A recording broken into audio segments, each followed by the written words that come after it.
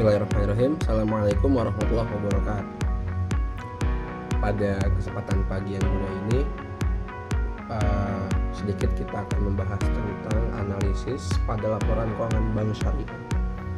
Sering terpikirkan gak sih, kira-kira perusahaan besar seperti bank atau bank syariah itu dalam mengambil keputusan, dalam decision making atau pertimbangan untuk stakeholder dan shareholder itu apa sih tahapan-tahapannya? Nah, salah satu langkah terpentingnya yaitu melakukan analisis.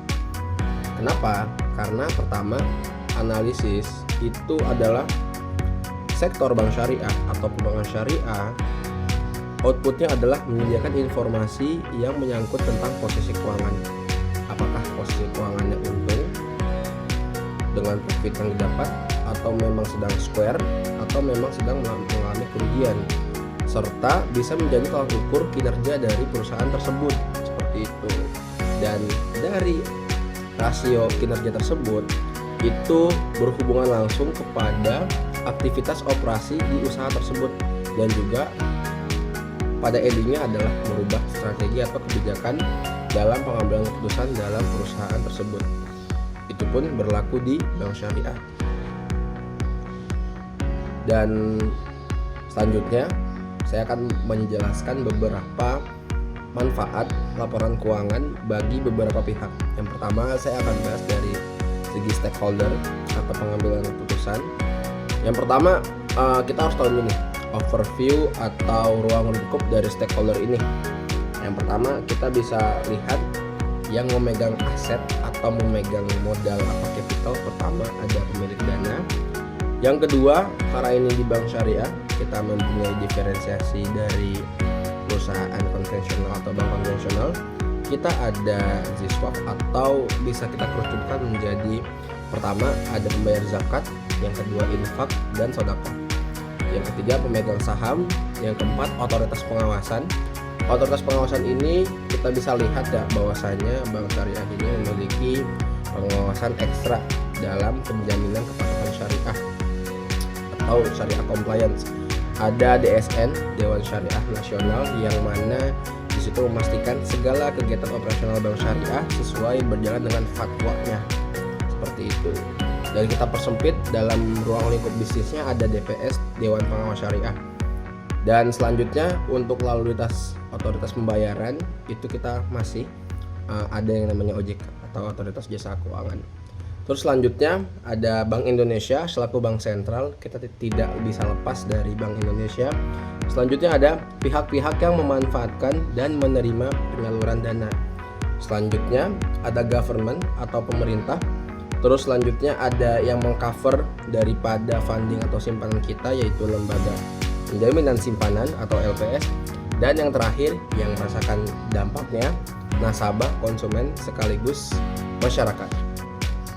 Nah, dari urgensi analisa atau analisis pada laporan keuangan bank syariah dan beberapa pihak yang terlibat dalam ruang lingkup tersebut, nah di sini merupakan penegasan apa sih kira-kira hal yang kita dapat ketika melihat laporan keuangan gitu. Pertama, untuk pengambilan keputusan investasi dan pembiayaan, karena dengan melihat laporan keuangan kita bisa melihat bahwasanya apa yang kita harus lakukan di periode yang mendatang, baik dari funding, baik dari pembiayaan, baik dari DPK atau dari pihak ketiga, atau dari lini operasional bisnis, itu sangat berpengaruh di sana gitu. Dan nanti akan langkah strategis saya itu dalam bentuk apa? Dalam bentuk RBB atau rencana bisnis bank. Terus selanjutnya untuk melihat atau memforecastingkan prospek arus kas baik penerimaan maupun pengeluaran kas di masa mendatang. Selanjutnya mengenal kepatuhan bank terhadap prinsip syariah, termasuk pendapatan dan pengeluaran yang tidak sesuai dengan prinsip syariah, dan bagaimana pendapatan tersebut diperoleh serta penggunaannya, yaitu terakhir mengenai pemenuhan fungsi sosial bank, termasuk pengelolaan dan penyaluran zakat. Nah, kita selanjutnya akan membahas tentang salah satu bentuk dari analisis laporan keuangan pajak bank syariah, yaitu di sini saya akan menekankan pembahasan tentang analisis DuPont. Apa sih gitu analisis DuPont? Analisis DuPont ini merupakan salah satu teknik yang digunakan untuk melakukan analisis dengan menggunakan kinerja manajemen tradisional. Model DuPont biasanya mengintegrasikan elemen dalam laba rugi atau general ledger dan neraca. Manajemen perusahaan bisa memakai sistem DuPont untuk menganalisis cara-cara untuk memperbaiki kinerja perusahaan. Nah, kita bisa lihat nih apa saja sih aspek yang harus diperhatikan dalam melakukan DuPont model atau analisis DuPont ini. Yang pertama, kita harus melihat bahwasannya analisis DuPont ini merupakan elaborasi dari ROE atau Return of Equity yang diubah menjadi beberapa aspek atau komponen. Pertama ada profitability, yang kedua ada efisiensi, yang ketiga ada leverage. Dan juga DuPont merupakan elaborasi dari ROI atau Return of Investment.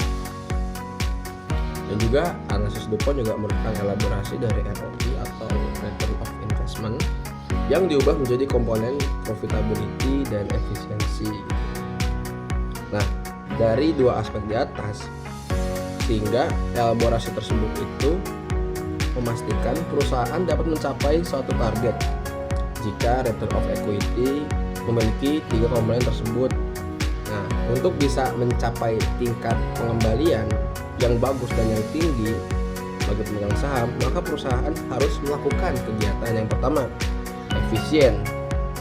Efisien ini terkait dari alokasi penggunaan sumber daya ini sudah tersalurkan dengan baik atau tidak gitu.